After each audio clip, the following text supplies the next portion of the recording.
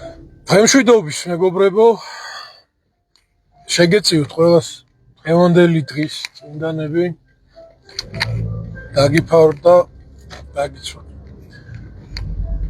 დღეს მინდა ვისაუბრო რწმენის შესახებ, გამოხსნის შესახებ. რა არის საჭირო იმისთვის, რომ ადამიანი ცხონდეს და რწმენა როგორ ესმით ადამიანს. სამწუხაროდ ძალიან ბევრ ადამიანს არასწორად ესმის საქართველოში და ალბათ საქართველოს გარეთაც რწმენა გონიათ რომ მხოლოდ და მხოლოდ არის რაღაცა გამოხატული ერთ სიტყვაში და ის რომ მე ვთქვი რომ ღმერთი მწამს ან ის რომ მე მოვინათლე და გავხდი მართლმადიდებელი ეს საკმარისია. სინამდვილეში ეს ასე არ არის. გაგვიგია ალბათ დღესაც ბევრჯერ მიქადაგია ამაზე და ბევრჯერ აღნიშნავ ხოლმე რომ მარტო ნათლობა, მარტო დაქადნება იმით რომ ჩვენ მართლმადიდებლები ვართ,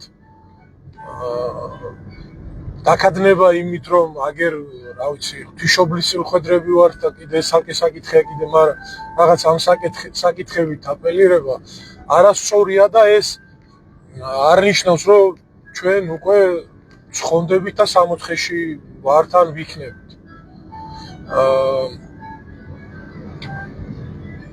მოვისმინე ერთი ადამიანის აზრი ამის შესახებ. დებატები იყო კიდე რაღაც წუთიან მონაკვეთს მოკარი ხური და ნეოს ეხება ეს და ზურა მახარაძის ჰქონდათ ასე რომ ვთქვათ დებატებიც არ ქვია პოლემიკა საუბარი ჰქონდათ რაღაც პატარა მონაკვეთს მოусმინა და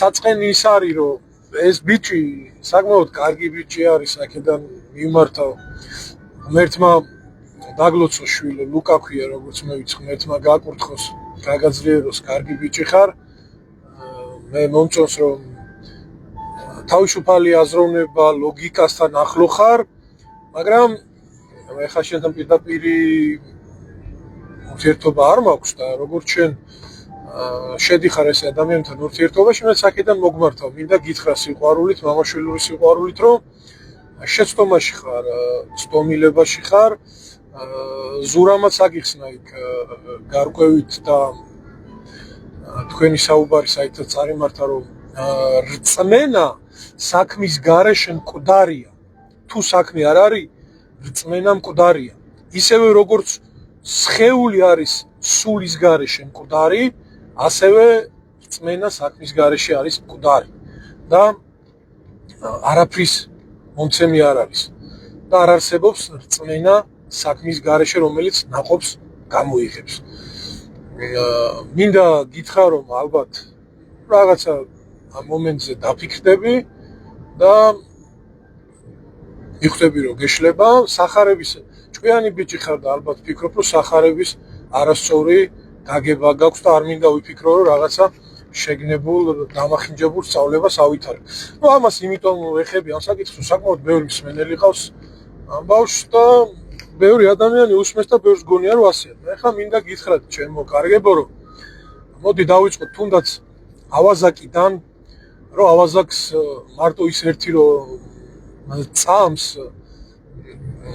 და უფალი და ღმერთად აღიარა ყურეთ რა ხდება როგორ შეერაცხა რწმენად. ქრისტე ამ დროს არის დამცრობილი, შეურაცხყოფილი ჯვარზე გაკრული, დამცირებული, დაცინული და მას აფურთხებენ, აგინებენ, აღსარად იგდებენ და ავაზაკი ერთ-ერთი ავაზაკი ამბობს ესეთ რამეს რომ ჩვენ შევწოდეთ, მას არ შეუწოდავს. ჩვენი დანაშაულებებით მოგვეგო, მას ის კი უწოდველია და ერთ-ერთ მნიშვნელოვან სიტყვებს იძახის. მომიხსენე მეუფალო სასუფეველსა შენსა.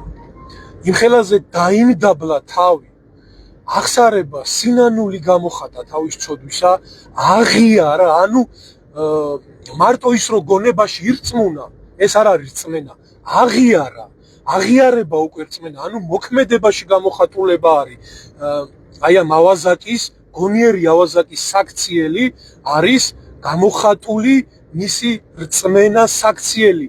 გესმით, აი ეს შერაცხა სიმართლე, რწმენად და ის არ ეუბნება რომ მაცხონე სიმდაბლე გამოხატა, თავი დაიმდაბლა. მომიხსენე უფალო. უბრალოდ ვითხოვა რომ სასუფეველში მომიხსენე.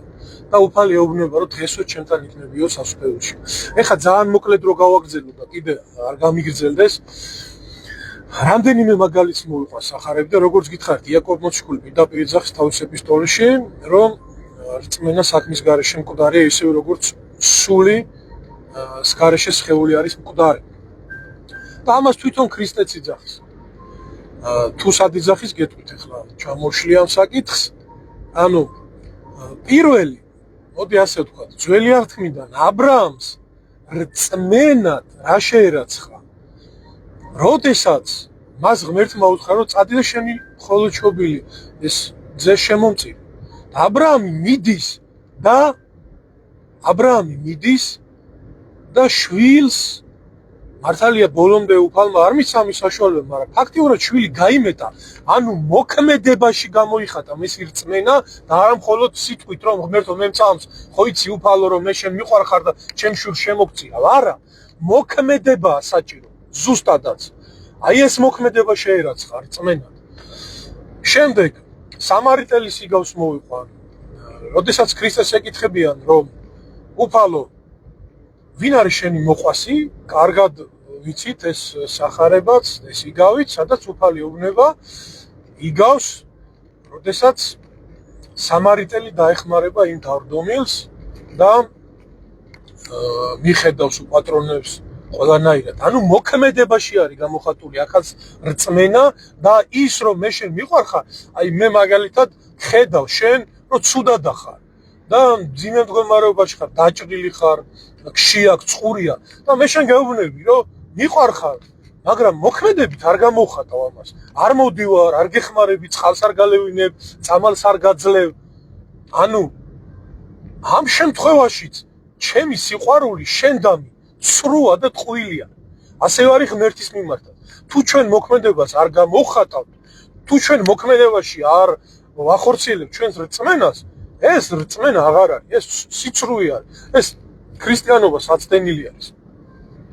კიდე ერთ მაგალითს მოვიყვან, როდესაც უფალი მოვა თავისი დიდებით, მათეს სახარება 24 თავია თუ არ ვცდები, ვისაც შეეგილიათ გაინტერესებთ გადაშალეთ და ნახავთ, ანუ იქ გარკვევით არის, რომ უფალი როცა მოვა, დააყენებს თავის მარჯვნივ მდგომთ ეუბნება, მოვედი ჩემთან და დაიმკვიდრეთო სასუფეველი ვინაიდან მშიოდა და მაჭამეთ, წყურდა და მასვით, შიშველი ვიყავი და შემოსეთ მე.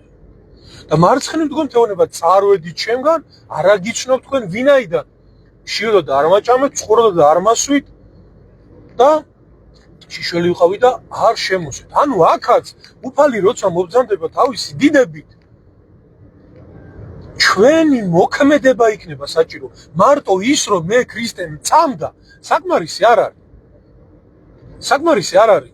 იმიტომ რომ მე თუ ჩემი რწმენა საქმით არ გამოვხატე, მე არ გავმართლდები.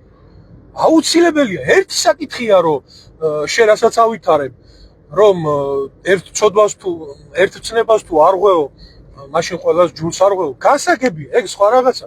ყველანი ვცოდავთ. არ არის კაცი რომელიც ცხონდეს და არას ცოდოს. ყოველი კაციც რო არის, ყველანი ვცოდავთ. მეც და ყველა აბსოლუტურად. მაგრამ ეს იმას არ ნიშნავს, რომ ცოდვას არ ებრძოლო. და ეს იმას არ ნიშნავს, რომ გამოსწორება არ იფიქრო. და ეს იმას არ ნიშნავს, რომ სიკეთე არ აკეთო და რწმენა საქმით არ განამტკიცო. აბსოლუტურად აცდენილია შენი სწავლება, რასაც იძახი ქრისტიანობას, მე არ დავასახელებ ეხლა ეს პროტესტანტიზმში გადადის თუ რაში გადადის, იმეც გამოთქვა და ვიმედოვნებ, რომ ეს გაუაზრებელია. ერთია ლოგიკური აზროვნება, რომელიც საკმაოდ კარგად გამოგდის და წმინდა წერილი შეიძლება პუნქტობრივად რაღაცები ჩემზე კარგადაც იცოდე და ბევრ მოძღვარზე ზეპირადაც იცოდე, მაგრამ მეორე ამის სწორად გაგება, რაც პირდაპირ გეუბნები გეშლება. და არა მარტო აქ იყო იქ მომენტი კიდე ამის წინა ვიდეოც ვნახე, ისიც არ მომეწონა, მამაშალვას მარხვის შესახებ იმ კაცს ისეთი არაფერი არ უთქვია, ძალიან მოკლედ ვიტყვი, რომ მარხვაც მნიშვნელოვანი არის, აუცილებელი არის, რომ შენ ამ საკითხშიც გეშლება, რომ მარხვა 64-დან მოდის გასაგებია ერთი და 64-ის იქეთ თვითონ ქრისტე მარხულობდა, წინასწარმეტყველები, მოციქულები, ყველანი მარხულობდა. და ჩვენთვისაც მნიშვნელოვანია და ჩვენც უნდა ვიმარხულოთ აუცილებლად. ანუ შენ როგორც ვთქვათ, აცდენილი ხარ რეალობას და ანუ მოქმედებას გამორიცხავ აქტიურად შენივე საუბრიდან და ლოგიკიდან გამომდინარე. და რაც შეცდომა არის, არასწორია და დღეს ესე ფიქრობ სამწუხაროდ ჩვენი ქართველების ძალიან ბევრი ადამიანი გონიათ, რომ ეს არის საკმარისი ჩვენი ქვეყნისთვის, ის რომ მე ვთქვა, რომ ღმერთო მიყვარს ჩემი ქვეყანა, მიყვარს ჩემი საქართველო, ეს საკმარისია. საქმეები რაღაც მინდა, კაცო, აღარც უნდა მოუვარო, აღარც უნდა დავიცვა, აღარც უნდა გავთოხნო, დავბარო. თუ მოქმედება არ გამოხატე, ჩემი სიყვარული, ჩემი სამშობლოსადმი იქნება ტყუილი და ცარიელი სიტყვები. გარდა ამისა, გამოხსნის პროცესში მნიშვნელოვანი არის აი სინერგია რომ მოხდეს ადამიანის და ნების თანხვედრა, ადამიანის მოქმედება არის. ადამიანის მოქმედებაა საჭირო. ღმერთი ესე ძალად არავის არ აცხონებს და ძალად არავის სამოთხეში არ შეიყვანს. და კიდე ერთი მთავარი შეცდომა რაც გქონდა, რომ ღმერთიო აძლევს რწმენასო და არიან ადამიანები თუ ვიღაც, ღმერთი ვიღაცებს რწმენას არ აძლევს. ესეც ცდომილება არის. ღმერთი ყველასთვის განკაცდა, სასუფეველი ყველასთვის განიღო, აბსოლუტურად მთელი კაცობრიობისთვის და ყველა მოწოდებულია ცხონებისკენ, მაგრამ აი ამ ყველადან რამდენი მიიღებს უფალს, ეს უკვე ადამიანებზეა, ჩვენზეა დამოკიდებული. ანუ ჩემ რწმენაზეა დამოკიდებული, მე კი ღმერთმა მომცა, მაგრამ მე მივიღე თუ არა, ვიმოქმედე თუ არა, სიკეთე გავაკეთე თუ არა, უფალი რას ამბობს, მიუტევე და მოგეტევებაო. ანუ თუ არ მიუტევე, არ მომეტევება. იმიტომ რომ ანუ მოქმედებაა ჩემი მხრიდან საჭირო. თუ არ შევიწყალე, თუ მოწყალება არ გავეცი, თუ არ დავეხმარე, აგერ სახარებაში წერია, რომ მაშინ მეც არ მომიტევებს უფალი და პირდაპირ ქრისტე იძახის. ამით განგჯითო, ანუ ამით რომ ოდესაც მოვალ თავისი დიდები და თავისი სუფევით როდის მოგზანდება უფალი, პირდაპირ ეუბნება ვინცო რაც წეგან თქვი და ვისაუბრე. ანუ დაიმკვიდრე თუ ჩემგან სასუფეველი ვინაიდან მშირო და მაჭამი წყურდა და მასვე შიშველი ყავდა შემოწ. ანუ ჩემო კარგო ადამიანო, შენს გეუბნები და ყველა ქართველს ვინც ესე ფიქრობს რომ მარტო რწმენა არის საკმარისი, ეს ასე არ არის. აუცილებელია ლოცვა, აუცილებელია მარხვა, აუცილებელია სიკეთისკეთება, აუცილებელია მოწყალება, აუცილებელია საკუთარ თავზე მუშაობა და გამოსწორებაზე ფიქრი. სხვა შემთხვევაში ეს ქრისტიანობას ცდება და სხვა უკვე სექტაში გადავდივართ, რისგანაც დაგვიფაროს ღმერთმა შენს და ყველა ერთად და ცხონების გზაზე გვატაროს. ღმერთმა დაგლოსოთ, ღმერთმა გაგვრთოთ, ღმერთმა გაგაძლიეროთ, მოგმადლოს უფალმა, მარხვა სინანულისა და აღდგომა სიხარულისა. გაიხარეთ.